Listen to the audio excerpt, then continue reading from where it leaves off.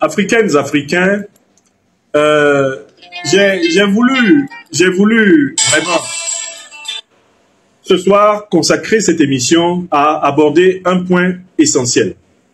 Afin que nul n'en ignore, l'Afrique vient de franchir un nouveau seuil dans la mobilisation de sa conscience historique pour la défense de sa souveraineté, la défense de la dignité, de la prospérité, la défense du bien commun des générations actuelles et futures d'Africains.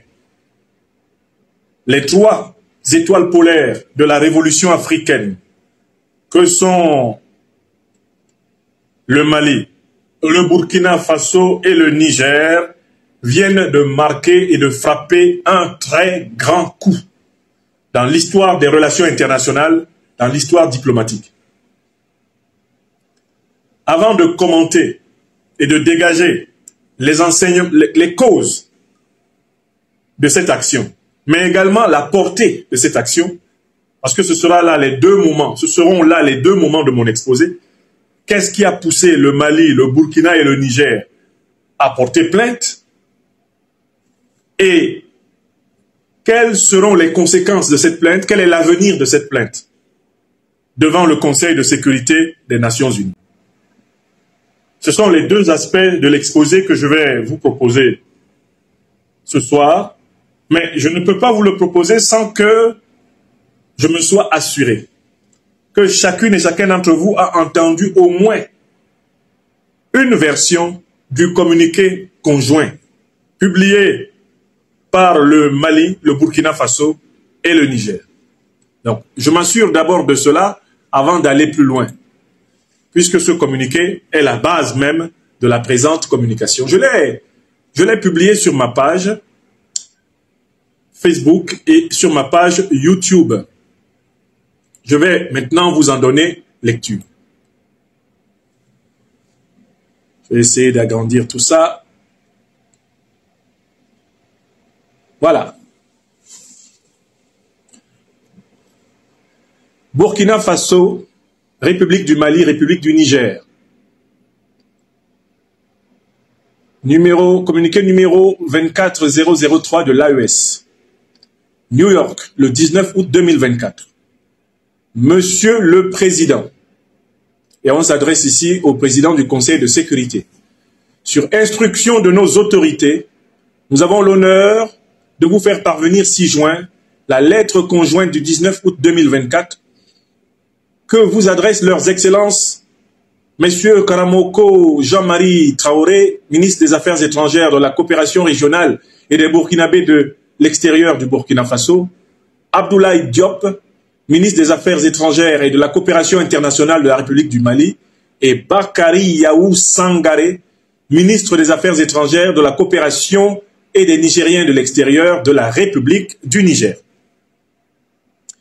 Par cette lettre conjointe, les ministres en charge des affaires étrangères du Burkina, du Mali et du Niger dénoncent et condamnent fermement le soutien ouvert et assumé du gouvernement de la République d'Ukraine au terrorisme international, en particulier au Sahel.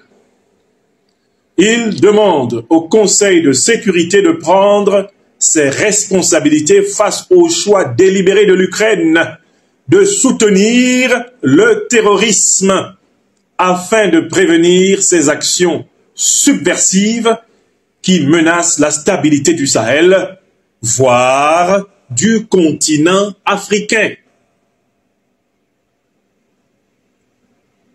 Nous vous prions de bien vouloir faire porter la teneur de la présente et son annexe à l'attention des membres du Conseil de sécurité et de les publier en tant que documents officiels du Conseil.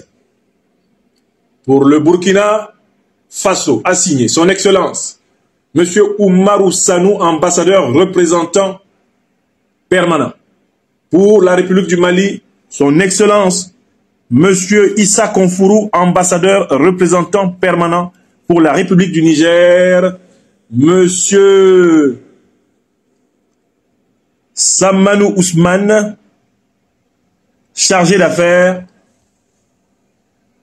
Et enfin, le courrier est adressé à son Excellence, Monsieur Michael Imran Kanou, ambassadeur représentant permanent de la République de Sierra Leone auprès des Nations Unies, qui est actuellement le président du Conseil de sécurité à New York. Voilà, mes chers amis, la teneur du document historique que le Mali, le Burkina Faso et le Niger ont déposé sur la table du Conseil de sécurité des Nations Unies. Maintenant, nous allons suivre le plan que nous vous avons annoncé, à savoir quelles sont les causes de cette action et ensuite quelles en seront les conséquences. Commençons par les causes. Cette action est causée, à mon avis, d'abord par un fait exceptionnel. C'est que depuis que l'Afrique, après l'assassinat de Muammar el-Kadhafi et le saccage de la Libye par l'OTAN, a été déstabilisée avec l'appui des organisations terroristes Al-Qaïda et l'État islamique, aucune grande puissance de ce monde n'avait osé assumer en son nom propre et officiellement sa participation aux opérations terroristes contre l'Afrique. Dans l'histoire de la déstabilisation terroriste au XXIe siècle, la République d'Ukraine est la première à assumer publiquement et officiellement sa participation aux côtés des organisations terroristes à l'agression terroriste que subit l'Afrique, et notamment donc la région du Sahel. Donc, ce phénomène exceptionnel, celui de l'aveu d'un État qui, à travers son ambassadeur, actuellement en poste au Sénégal, où il bénéficie de la bienveillance du gouvernement sénégalais de Diomaye et de Sonko, un directeur des services de sécurité de l'Ukraine, c'est du jamais vu dans l'histoire de cette affaire de terrorisme. Aucune puissance ne s'était permise, parmi toutes les puissances qui pourtant ont créé les deux organisations terroristes, Al-Qaïda et l'État islamique. Parmi toutes les puissances qui continuent à fournir des armes et des munitions à ces organisations. Parmi toutes les puissances qui continuent à assurer à ces organisations une couverture médiatique impeccable. Parmi toutes les puissances qui utilisent le mécanisme des rançons pour financer ces organisations terroristes. Mécanisme consistant à leur donner des otages afin de décaisser des fonds spéciaux des États occidentaux pour payer les libérations farfelues, fantaisistes, aussi fantaisistes que les prises d'otages elles-mêmes, organisées aux fins de justifier les paiements incongrus. Jamais, jamais, jamais, il n'y a eu une puissance depuis les événements de 2010-2011 qui ait assumé publiquement d'avoir participé aux opérations terroristes contre un pays africain avant l'Ukraine. Il fallait donc que les pays africains agressés, l'Afrique agressée, marquent le coup en frappant l'infâme.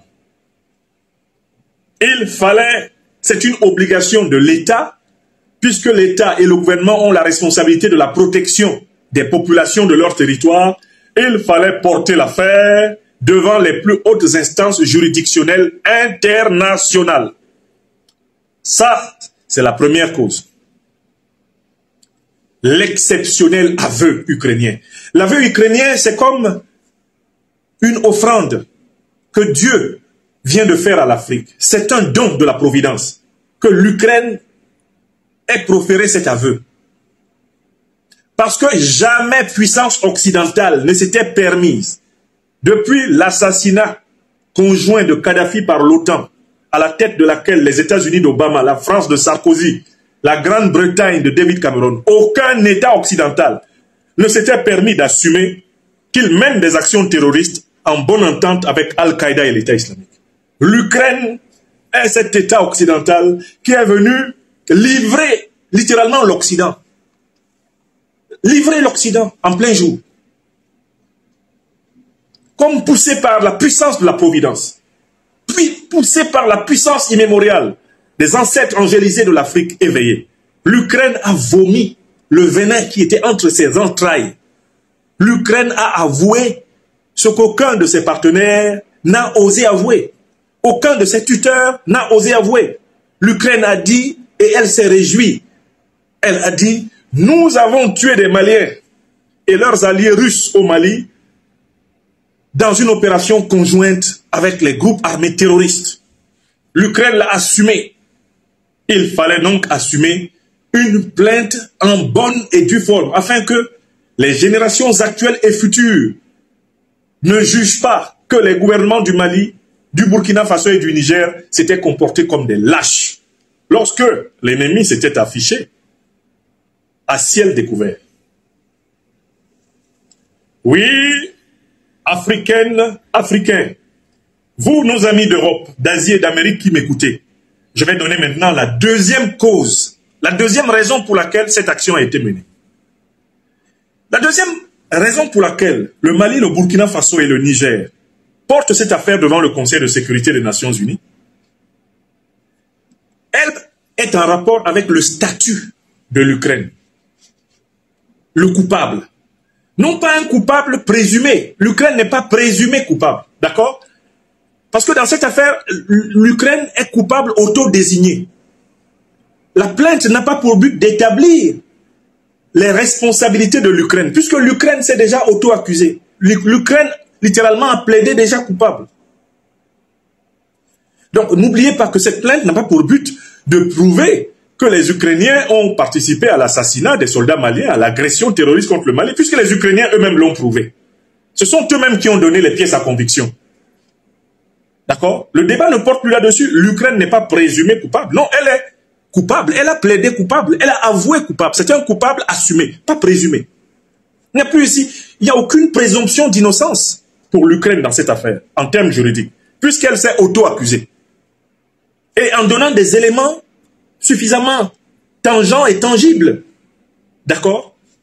Mais il y a la deuxième raison, écoutez-moi bien. La deuxième raison, c'est le statut de l'Ukraine. Aujourd'hui, l'Ukraine est dirigée par un gouvernement qui est en guerre avec la Russie. Mais tout le monde sait que ce gouvernement est en guerre avec la Russie grâce au soutien militaire des puissances de l'OTAN. Tout ce que l'Ukraine mène comme combat actuellement dans le monde, elle le fait sous l'égide de l'OTAN. L'OTAN qui est l'organisation, l'alliance politico-militaire qui protège l'Ukraine, qui arme l'Ukraine et qui ne s'en cache pas. Je crois que c'est un secret de polichinelle que de dire qu'on voit très bien les pays de l'OTAN déverser des dizaines, des centaines de milliards bientôt de dollars à l'Ukraine dans le cadre de la guerre contre la Russie. Et tout le monde sait très bien que les armes que l'Ukraine utilise aujourd'hui dans sa guerre contre la Russie sont essentiellement les armes qui lui sont fournies par l'Alliance occidentale. Donc, pourquoi fallait-il porter plainte contre l'Ukraine? Mais parce que l'Ukraine n'est en réalité que le cache-sexe de l'OTAN. Et qu'en obligeant l'Ukraine à répondre de ses aveux, l'OTAN est obligée, elle est obligée de se révéler au grand jour pour ce qu'elle a toujours été, une grande organisation de déstabilisation de la planète pour assurer l'hégémonie de l'Occident. Donc cette plainte-là, l'Ukraine offre une occasion extraordinaire de mettre l'alliance qui parraine l'Ukraine devant ses responsabilités. Parce que l'Ukraine ne pouvait pas venir à plus de 7000, 8000 kilomètres de sa frontière, attaquer le Mali sans la protection de ses tuteurs. Donc, par raisonnement transitif, l'Ukraine étant aujourd'hui un satellite de l'OTAN, l'Ukraine ayant attaqué le Mali, il s'ensuit qu'on sait que derrière l'attaque de l'Ukraine contre le Mali ne se trouve ni plus ni moins que celle de l'OTAN.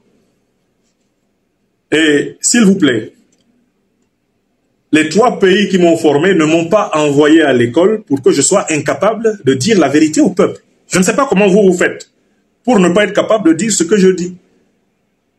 Mais moi, quand mes parents m'ont envoyé à l'école, c'était pour que j'apprenne et que je comprenne et que je sois capable de dire ce que je sais. Ce que je vous dis là, c'est ce que je sais. Et tout le monde doit pouvoir dire ce qu'il sait. Parce que le sang des innocents a trop coulé. Les pauvres gens qui n'ont rien fait, ont trop payé. Nous ne pouvons pas continuer à vivre tranquillement, nous qui sommes vivants sur la terre, sans participer à rendre justice à toutes les victimes qui se comptent maintenant par millions en raison de la domination du mensonge. Donc nous devons dire la vérité. La deuxième raison, c'est que derrière l'Ukraine, il y a l'OTAN. Et il faut le dire à tous les pays membres de l'OTAN, tous les Africains cultivés, tous les Africains informés savent que c'est vous qui attaquez l'Afrique. Et que l'action terroriste de l'Ukraine contre le Mali est une action qui a été faite sous votre tutelle. Par conséquent, la plainte que portent le Mali, le Burkina et le Niger, elle va éclabousser toute l'OTAN. C'est-à-dire que cette plainte va permettre de crever l'abcès sur la nature de la déstabilisation du continent africain depuis l'assassinat de Kadhafi en 2011 par l'OTAN. La destruction de la Libye en 2011 par l'OTAN. Quand j'arrive sur ce point, je rappelle toujours les 4 ou 5 preuves que c'est l'OTAN qui déstabilise l'Afrique. Je commence par la première. Les emails de Madame Hillary Clinton, révélés par le scandale Wikileaks. Dans ces emails, on a trouvé les vraies raisons pour lesquelles Obama et Clinton ont assassiné Kadhafi et détruit la Libye. C'est parce que Kadhafi se préparait à mettre en place une monnaie qui aurait mis fin à la suprématie du dollar, à la suprématie de l'euro et du franc CFA sur l'Afrique.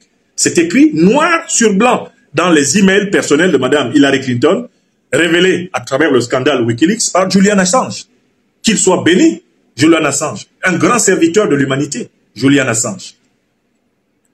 Deuxième preuve, la célèbre conversation entre Fabius Laurent, alors ministre français des Affaires étrangères, et Sergei Lavrov, encore ministre russe des Affaires étrangères aujourd'hui, rapporté par Lavrov. Au nom de la France, Fabius demande à la Russie de ne pas empêcher l'intervention armée du Mali contre ce qu'on appelle faussement, trompeusement, les djihadistes. En 2011, en 2013, il demande cela. D'accord? Et la Russie, à travers Lavrov, marque son accord. La Russie marque son accord pour l'intervention militaire française de 2013. Mais Lavrov ponctue son accord par une observation qui sera suivie d'une réplique célèbre, tristement célèbre, de Laurent Fabius. Lavrov dit à Fabius, « Vous vous préparez, mon cher Laurent, à combattre maintenant au Mali les terroristes que vous avez armés en Libye. » Et Laurent Fabius répond à Lavrov, « C'est la vie, c'est la vie, c'est la vie. » Établissant ainsi que la soi-disant lutte antiterroriste des pays occidentaux de l'OTAN contre les terroristes donc en Afrique n'est qu'une duplicité, car ce sont les mêmes, à travers l'alliance de l'OTAN, qui les ont fait venir, et ensuite qui viennent faire semblant de nous aider à les combattre, selon la stratégie des pompiers pyromanes, pyromaniac firefighters. This is the truth. La troisième preuve que je martèle dans les crânes, jusqu'à ce que tout le monde ait le courage de la vérité, c'est celle de l'entretien célèbre et public à Deauville entre le président américain Barack Obama et l'alors président nigérien Mahamadou Issoufou, qui devrait, je le pense, et j'insiste là-dessus, s'expliquer devant toute l'Afrique sur ce qu'il a fait quand il était à la tête du Niger. Parce que son ambiguïté persiste, avec un double jeu, y compris ses dernières déclarations à la fondation Mo Ibrahim, que nous avons bien notées, et qui sont des déclarations tentant de gagner et de manger à tous les râteliers. Je bénéficie d'une compréhension, d'une bienveillance des nouvelles autorités en tant qu'ancien président de la République, et parce que j'ai fait profil bas quand la révolution du CNSP a eu lieu, mais de l'autre côté, quand j'en ai l'occasion, je condamne le coup d'État. Je ne peux pas condamner le coup d'État qui me garantit la bienveillance. Je ne peux pas condamner le coup d'État qui me garantit des libertés, alors que c'est moi qui ai imposé le satrape Bazoum, serviteur de la France-Afrique, de l'impérialisme occidental à la tête du Niger. Donc, attends, je reviens à Mahamadou Issoufou. Issoufou a quand même le courage de dire à Obama, à Deauville, en 2011, Mr. President, plutôt 2010, Mr. President, please don't destroy Libya. Don't destroy Libya. C'était 2011, à Deauville, en mai 2011. S'il vous plaît, ne détruisez pas la Libye, ne détruisez pas la Libye. Si vous détruisez la Libye, vous allez déstabiliser toute l'Afrique. Vous allez déstabiliser toute l'Afrique. si vous détruisez la Libye? Réponse de Barack Obama, no, we will finish the job. Non, nous allons aller jusqu'au bout du travail. C'est-à-dire qu'Obama, président des États-Unis, a clairement assumé qu'il cassait la Libye pour déstabiliser toute l'Afrique. Et le but était d'imposer aux pays africains d'accepter des bases militaires occidentales dans le Sahel, par la suite d'accepter des bases militaires occidentales sur le golfe de Guinée, comme on veut imposer tout naturellement en Afrique de l'Est et notamment en République démocratique du Congo, les bases militaires occidentales ou des proxys de l'Occident, que sont le Rwanda et l'Ouganda. Et c'est ce même schéma qui est appliqué pour la déstabilisation du Mozambique, où on a envoyé de soi-disant djihadistes afin de mettre la main sur les réserves pétrolières et gazières faramineuses du Mozambique. Donc cette méthode, Obama l'a assumée, il a dit « We will finish the job ». Nous irons jusqu'au bout. En quoi consistait le job? La recolonisation feutrée de l'Afrique, sous couvert de lutte antiterroriste, de lutte contre la pollution, de lutte contre le réchauffement climatique, afin de contrôler l'or, le pétrole, le gaz, l'uranium, le manganèse, le lithium, le coltan, contrôler les richesses du continent le plus riche du monde. Tout ce plan otanien a une seule devise, diviser pour mieux régner, déstabiliser pour mieux s'imposer, l'ordre par le chaos. Voilà les preuves. Et je n'oublie jamais une preuve que j'aime beaucoup. C'est une phrase de l'actuel président français, Emmanuel Macron, qui venait à l'époque d'être élu président de la République française. Il répond à une interview au quotidien Le Figaro, en juin 2017.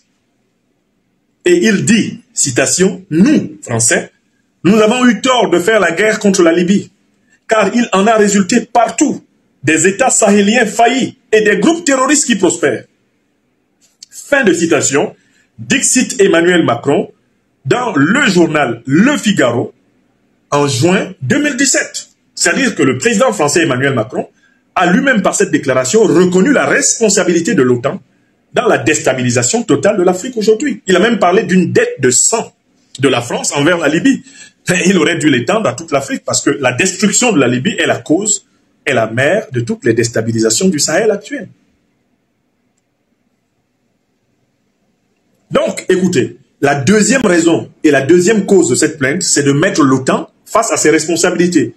Et vous qui m'écoutez ici, vous êtes maintenant plus de 6000 personnes en direct. Vous devez avoir le courage de dire ces vérités. Nous devons être des millions à dire cela. Nous savons que l'Afrique n'est pas victime d'une guerre religieuse. Le concept de djihadiste qui a été utilisé pour expliquer les agressions que subissait le Sahel, que subit l'Afrique centrale, l'Afrique de l'Est, l'Afrique australe maintenant jusqu'au Mozambique, ce concept est un mensonge élaboré dans les laboratoires et otaniens pour cacher l'instrumentalisation des organisations terroristes créées par les renseignements généraux occidentaux pour déstabiliser la planète en général, l'Afrique en particulier, et soumettre les gouvernements africains, les peuples africains aux conditions de coopération économique, politique, culturelle, géopolitique, géostratégique et diplomatique, bien sûr, de tout ce beau monde. C'est cela la finalité. Est-ce que c'est clair? Il faut que ce soit clair pour tout le monde. Il faut que vous compreniez. C'est la deuxième raison pour laquelle cette plainte est opportune. Maintenant, c'est à vous. Réagissez en commentaire, partagez vos réflexions et vos idées. Si cette vidéo vous a éclairé, n'hésitez pas à l'aimer et à la partager avec vos amis. Ensemble, nous construisons l'Afrique de demain. Restez connectés sur Afrique Diverse TV pour encore plus d'informations et de débats passionnants. À très bientôt.